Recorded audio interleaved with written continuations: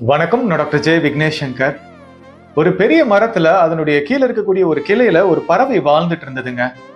அந்த பறவை என்ன பண்ணும் அப்படின்னா, ஒவ்வொரு மரமா பறந்து போய் அதுல இருக்கக்கூடிய பழங்களை கொத்தி சாப்பிடும். சில மரத்துல பாத்தீங்கன்னா பழங்கள் ரொம்ப இனிப்பா இருக்குங்க. இந்த பறவை ஆசையா அந்த பழங்களை கொத்தி சாப்பிட்டு இருக்கும்போது மற்ற பறவைகள் அந்த மரத்துக்கு வந்து மற்ற பழங்கள் எல்லாம் சாப்பிடுங்க. அந்த இனிப்பான பழங்களுக்கு எப்பயுமே அதிகமான டிமாண்ட் இருக்கும். அதனால இந்த பறவைக்கு வந்து பாத்தீங்கன்னா ஒரு நிறைவு இல்லாம இருக்குங்க. மற்ற மரத்துக்கு போய் அங்க இருக்க பழங்களை சாப்பிடும். ஆனா அந்த பழங்கள் கசப்பா இருக்குங்க. அதனால அதுக்கு ஒரு நிறைவும் திருப்தியும் இல்லாம அந்த பறவை வாழ்க்கையை வாழ்ந்துகிட்டு இருக்குங்க. ஏன்னா இனிப்பான பழங்கள் கிடைப்பது கிடையாது. மற்ற மரங்கள்ல கிடைக்கிற பழங்கள் கசக்கிறதுனால இதனால அந்த பழங்களை சாப்பிடவும் முடியாதுங்க. அதனால ரொம்ப அதிகப்படியான மன அழுத்தத்துல அந்த பறவை இருக்கு. அதே மரத்துல மேல ஒரு கிளையில உட்கார்ந்து ஒரு பறவை நடக்கிற எல்லா விஷயத்தையும் கவனிச்சுக்கிட்டு தாங்க இருக்கும். அது ஒரு மரத்துல இருந்து இன்னொரு மரம் பறந்து போய் பழங்கள் எல்லாம் கொத்தி சாப்பிடாதுங்க. அது மரத்துல உயரமா இருக்கிற அந்த கிளையில உட்கார்ந்து நடக்கிற நிகழ்வுகளை சினிமா காட்சிகள் பாக்குற மாதிரி அது பார்த்துக்கிட்டு இருக்குங்க. தனக்குள்ள அமைதியை உணர்ந்து இந்த காட்சிகள் அது பார்த்துக்கிட்டு இருக்கும். இன்னும் சொல்லணும் அப்படின்னா, அதே மரத்துல கீழே இருக்கிற கிளையில ஒரு பறவை ஒவ்வொரு மரமா பறந்து போய் பழங்களை சாப்பிட்டு நிறைவு இல்லாம வாழ்ந்துகிட்டு இருக்கு பாருங்களேன். இந்த காட்சிகளை கூட மேல மரத்துல கிளையில இருந்து அந்த பறவை பார்த்துக்கிட்டே இருக்குங்க. அது எதுலையுமே இன்வால்வ் ஆகாம தனக்குள்ள அமைதியை உணர்ந்து எல்லாத்தையும் கவனிச்சுக்கிட்டு இருக்குங்க. இப்ப நான் சொன்ன ரெண்டு பறவைகளுடைய தன்மையும் நமக்குள்ள இருக்கதாங்க செய்யுது. ஒவ்வொரு மரமா பறந்து போய் பழங்களை சாப்பிட்டு திருப்தி இல்லாம இருக்கு பாருங்களேன் ஒரு பறவை. அதுதான் நம்மளுடைய மனங்க. உலகத்துல எவ்வளவு விஷயங்களை நம்ம ஈடுபட்டாலும் நமக்கு ஒரு நிறைவும் திருப்தியும் கிடைக்கிறது இல்லைங்க. சந்தோஷம் வந்தா அந்த சந்தோஷம் இன்னும் நீடித்து இருக்கணும்னு நம்ம நினைக்கிறோம். நம்ம எதிர்பார்க்கிற மாதிரி விஷயங்கள் வரல அப்படின்னா கவலையும் கஷ்டங்களும் நமக்கு வர ஆரம்பிச்சிருதுங்க. அதனால மனிதர்கள் மன நிம்மதி இல்லாம மன அழுத்தத்துல வாழ்ந்துகிட்டு இருக்காங்க. அதே மரத்துல மேல ஒரு கிளையில உட்கார்ந்து ஒரு பறவை நடக்கிற எல்லா விஷயங்களையும் கவனிச்சுக்கிட்டு இருக்கு பாருங்களேன். அந்த தன்மை நமக்குள்ள இருக்குங்க. அது நமக்குள்ள இருக்கிற இறை தத்துவம்னு சொல்லலாங்க.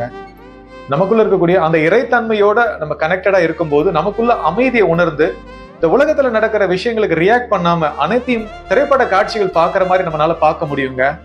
இந்த மாதிரி தன்மையில நம்ம இருக்கும்போது ஒரு அற்புதமான விஷயம் நடக்குங்க. அது என்ன தெரியுமா? சூழ்நிலை கைதியா மாறாம அந்த சூழ்நிலையை கடந்து செல்வதற்கான இன்டெலிஜென்ஸ் நமக்கு வெளிப்பட ஆரம்பிக்குங்க. அதே மாதிரி நமக்குள்ள இருக்கிற இறை சக்தி அந்த சூழ்நிலையை கடந்து செல்வதற்கான ஆற்றலை நமக்குள்ள இருந்து வெளிப்படுத்துங்க. ஆர்தர் ஆஷ்ங்கிற ஒரு டென்னிஸ் பிளேயரை பத்தி கண்டிப்பா நீங்க எல்லாரும் தெரிஞ்சுக்கணுங்க. US open, Australian open, Wimbledon போன்ற பட்டங்களை வென்ற முதல் ஆப்ரோ அமெரிக்கன் அவர் தாங்க. இவர் இளம் வயதிலேயே இதய நோயால் பாதிக்கப்பட்டாருங்க. அவருக்கு 2 தடவை இதயத்துல மேஜரான ஆபரேஷன் நடந்ததுங்க. ஒரு தடவை என்ன ஆயிடுச்சு அப்படின்னா, அந்த மாதிரி ஆபரேஷன் பண்ணும்போது அவருக்கு HIV பிளட்ட தவறுதலா செலுத்திட்டாங்க. இதனால அவர் எய்ட்ஸ்னால் பாதிக்கப்பட்டாருங்க. இந்த செய்தி உலகம் முழுவதும் சென்றடைந்து மக்கள் எல்லாரும் அவர் கேள்வி கேட்க ஆரம்பிச்சிட்டாங்க. அவருடைய ரசிகர்கள்லாம் அவருக்கு லெட்டர் எழுத ஆரம்பிச்சாங்க. சார், கடவுளையே உங்களை கைவிட்டுட்டாரு, உங்களுக்கா இப்படி நடக்கணும் அப்படின்னு சொல்லி அவங்க லெட்டர் அவருக்கு நிறைய எழுதியிருக்காங்க. அதற்கு ஆர்தர் ஆஷ் என்ன தெரியுமா பதில் சொன்னாரு? உலகத்துல 50 கோடி பேர் டென்னிஸ் விளையாடுறாங்க. அதுல 50 லட்சம் பேர் தான் சீரியஸா டென்னிஸை கற்றுக்கொள்றாங்க. அதுல 5 லட்சம் பேருக்கு தான் டென்னிஸ் விளையாடுறதுக்கான திறமைகள் இருக்கு. அதுல 50,000 பேருக்கு தான் டென்னிஸ் விளையாடுறதுக்கான ஒரு ரெகக்னிஷன் அங்கீகாரம் கிடைக்குது. அந்த 50,000த்துல 5,000 பேர் தான் கிராண்ட்ஸ்லாம் டோர்னமெண்ட்ஸ் விளையாடுறாங்க. அதுல இருந்து 50 பிளேயர்ஸ் தான் விம்பிள்டன் மாதிரி போட்டிகளுக்கு வராங்க.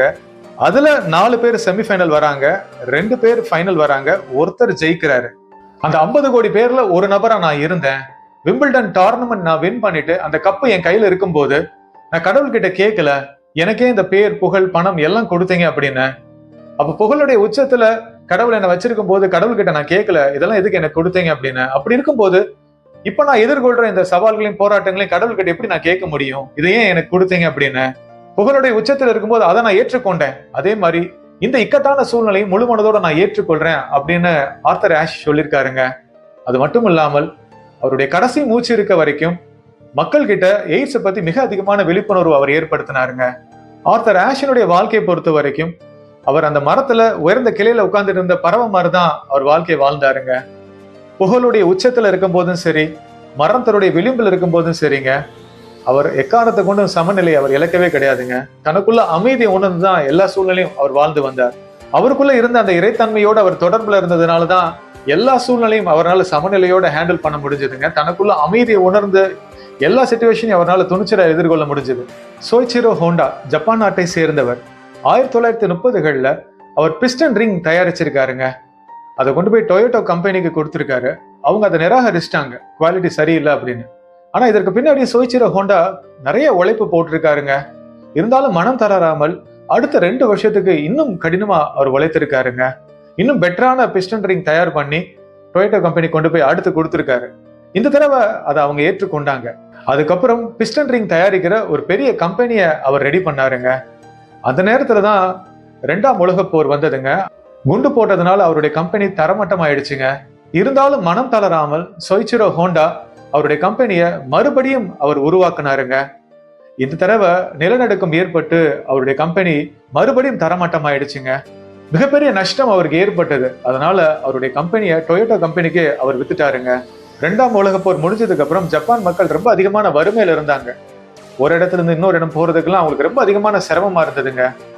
இதை சோய்ச்சிரோ ஹோண்டா புரிஞ்சுக்கிட்டு அவர் ஒரு மோட்டார் பைக் தயார் பண்ணாருங்க. அந்த மோட்டார் பைக் மிகப்பெரிய சென்சேஷனல் ஹிட் ஆச்சுங்க. மக்கள் மத்தியில மிகப்பெரிய வரவேற்பு கிடைச்சதுங்க. இதனால சோய்ச்சிரோ ஹோண்டா உயர்ந்த நிலை அடைஞ்சாருங்க. பின்னாட்கள்ல கார் மேனுஃபேக்சர் பண்ண ஆரம்பிச்சாரு. அதுவும் மிகப்பெரிய சக்சஸ் ஆச்சுங்க. ஒரு கட்டத்துல டொயோட்டோ கம்பெனி கார் சேல்ஸோட ஹோண்டா கம்பெனி சேல்ஸ் ரொம்ப அதிகமா இருக்குங்க. எவ்வளவு தோல்விகளையும் அவமானங்களும் சோய்ச்சிரோ ஹோண்டா அவர்கள் அவருடைய வாழ்க்கையில சந்திச்சாலும் அவர் எக்காரணத்தை கொண்டும் நம்பிக்கை மட்டும் இழக்கவே கிடையாதுங்க. அவருக்குள்ள அமைதியை உணர்ந்து எல்லா இக்கட்டான சூழ்நிலைகளும் அவர் துணிச்சல கடந்து வந்தார். சோய்ச்சிரோ ஹோண்டாவும் அவருடைய வாழ்க்கையில அந்த மரத்துல மேல இருந்த கிளையில இருக்கிற பறவையினுடைய தன்மையை தான் வெளிப்படுத்தினாருங்க. எவ்வளவு தோல்விகள் அடுத்தடுத்து அவருடைய வாழ்க்கையில வந்தாலும் அந்த நேரத்துல ரியாக்ட் பண்ணாம தனக்குள்ள அமைதியை உணர்ந்து அந்த சூழ்நிலை அவர் கடந்து வந்தாருங்க. எவ்வளவுக்கு எவ்வளோ அவர் வீழ்ச்சியை சந்திச்சாரோ அவ்வளவுக்கு எவ்வளோ அவரால் அடுத்த கட்டத்துக்கு வாழ்க்கையில போக முடிஞ்சது. அதற்கு முக்கியமான காரணம் என்னன்னா, ஒவ்வொரு காலகட்டத்திலையும் அவருக்குள்ள அமைதியை உணர்ந்தாருங்க. தனக்குள்ள இருக்கிற இறைத்தன்மையோடு தொடர்பு கொண்டு தான் எதிர்கொண்ட எல்லா சூழ்நிலையும் அவர் துணிச்சல கடந்து போனாருங்க. இப்போ ஒருத்தர் உங்களுக்கு கிஃப்ட் பாக்ஸ் கொடுக்குறாரு. அந்த பாக்ஸ் சுத்தி இருக்கக்கூடிய அந்த கவர், அந்த ரேப்பர் உங்களுக்கு பிடிக்கல, அந்த கலர் பிடிக்கல, அந்த மெட்டீரியல் பிடிக்கல, அதனால அந்த கிஃப்டே வேணான்னு சொல்றீங்க. எனக்கு இந்த ரேப்பர் பிடிக்காதனால இந்த கிஃப்டை வாங்க மாட்டேன்னு சொல்லிடுறீங்க. ஆனா அதுக்கப்புறம் உங்களுக்கு ஒரு விஷயம் புரியுது. என்ன அப்படின்னா, அந்த கிஃப்ட் பாக்ஸுக்குள்ள மிகப்பெரிய ஒரு பொக்கிஷம் இருக்கு. இப்போ உதாரணத்துக்கு ஒரு வைரக்கல் இருக்குன்னு வச்சுக்கோங்களேன். அப்ப நீங்க என்ன பண்றீங்க, வெளியில இருக்கக்கூடிய கவர், அந்த ரேப்பர் பிடிக்கலன்ட்டு உள்ளுக்குள்ள இருக்கக்கூடிய அந்த பொக்கிஷத்தை நீங்க நிராகரிக்கிறீங்க. இந்த மாதிரி தாங்க உங்க வாழ்க்கையிலும் சில சவால்களும் போராட்டங்களும் வரும்போது அதை மேலோட்டமாக பார்த்து அந்த கிஃப்ட் ரேப்பரை பார்த்துட்டு அந்த கிஃப்டை வேணான்னு சொன்ன மாதிரி இந்த சூழ்நிலையை நம்ம பார்த்ததுக்கு அப்புறம் என்ன பண்றோம், எதற்காக இந்த சூழ்நிலை நான் எதிர்கொள்ளணும், நான் இதை ஃபேஸ் பண்ண மாட்டேன் அப்படின்னு நெகட்டிவ் மைண்ட் செட்டுக்கு போயிடும். ஆனா இந்த சூழ்நிலையின் மூலமாக நீங்க வாழ்க்கையில அடுத்த கட்டத்துக்கு போவதற்கான ஒரு வாய்ப்பை இறைவன் ஏற்படுத்தி இருக்காருங்கிறத நம்ம புரிஞ்சுக்க மாட்டாங்க. அப்ப ஒவ்வொரு இக்கட்டான சூழ்நிலையும் நம்ம வாழ்க்கையில வரும்போது அதுக்குள்ள ஒரு ஹிடன் கிஃப்ட் இருக்கு, ஒரு பொக்கிஷம் மறைஞ்சிருக்கு அப்படிங்கிறத தெரிந்து கொண்டு திறந்த மனநிலையோட அந்த நேரத்துல உங்களுக்குள்ள இருக்கக்கூடிய இறைத்தன்மையோட தொடர்பு கொண்டீங்கன்னு வச்சுக்கோங்களேன், அந்த சூழ்நிலையை உங்களால எளிதா கடந்து போக முடியுங்க. இப்போ உங்க வாழ்க்கையில எப்பேற்பட்ட சிச்சுவேஷன்ல நீங்க இருக்கலாங்க, தயவு செய்து நம்பிக்கை இழந்துடாதீங்க. அந்த மரத்துல கீழே இருந்த பறவை ஒவ்வொரு மரமா பறந்து போய் பழங்களை கொத்தி சாப்பிட்டு ஒரு நிறைவில்லாம வாழ்ந்துட்டு இருக்குல்ல, அந்த மாதிரி சூழ்நிலைக்கு நீங்க ரியாக்ட் பண்ணாதீங்க. அதே மரத்துல உயர்ந்த கிளையில உட்கார்ந்துட்டு எல்லா விஷயத்தையும் கவனிச்சுட்டு இருந்த பறவை மாதிரி உங்களை சுற்றி உள்ள எல்லா விஷயங்களையும் கவனிக்க ஆரம்பிங்க. வெளி உலகத்துக்கு ரியாக்ட் பண்ணாதீங்க. அதே மாதிரி மனம் உருவாக்கின எண்ணங்கள், உணர்வுகளுக்கும் ரியாக்ட் பண்ணாதீங்க. உங்களுக்குள்ள அமைதியை கொண்டு வந்து வெளி உலகம் மற்றும் அக உலகத்துல நடக்கிற விஷயங்கள் எல்லாத்தையுமே நீங்க கவனிங்க. இப்படி கவனிக்கிற தன்மையில உங்க வாழ்க்கையை நீங்க வாழும்போது உங்களுக்குள்ள இருக்கிற இறை சக்தி உங்களை ஒவ்வொரு நொடியும் நேர்த்தியா வழி நடத்துங்க. பல அற்புதங்களும் அதிசயங்களும் நிகழ்த்தி உங்களை உயர்ந்த நிலைகள் அடைய வைக்கும். இனியும் நீ கலங்கி நிற்க தேவையில்லை.